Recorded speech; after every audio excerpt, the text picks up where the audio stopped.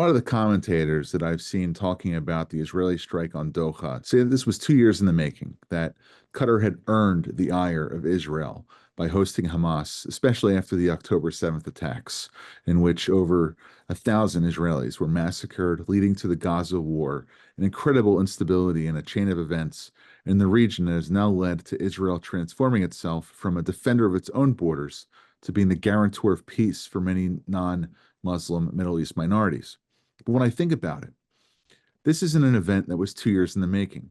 This is an event that was 13 years in the making, from back in 2012, when the first leadership of Hamas started arriving in Doha. Khaled Mashal, its former head of its Politburo, and many others. And in fact, Qatar has a 35-year history of not just promoting pernicious anti-Semitic messaging through its media outlets like Al Jazeera,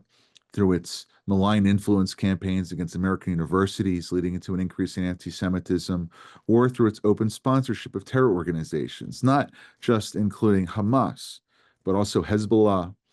Al-Qaeda, with Khalid Sheikh Mohammed, the orchestrator of the 9/11 attacks, calling Doha home for a while, its liaison relationship with the Taliban, and even trying to bribe Hezbollah because of a kidnapping against a Qatari national in the Iraqi desert.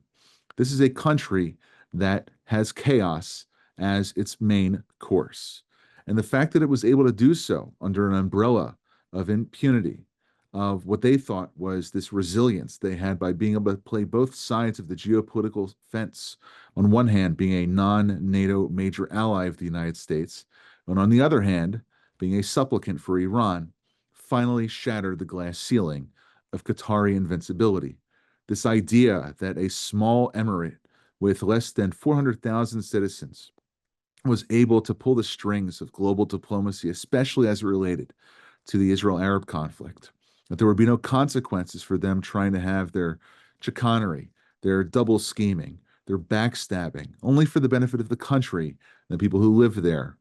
based on the emir's opinions, rather than based on what would actually be good for the region, is no longer going to take place. And it's especially important with this strike as a message to Hamas that wherever their leadership goes, they won't be safe. But even more so, a responsible message for those who host Hamas, that even if you think that you once had a sense of invulnerability to Israel's long arm and the reach of its ability to have justice for its citizens, not just those killed on October 7th, but anyone killed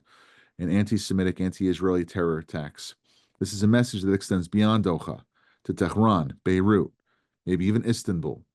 And that's something that I'm very happy about as a result of the attack. Even if Hamas's leadership was not taken out, the message was clear. There's no place on earth that's safe for this terror organization, nor is it safe for those hosting them.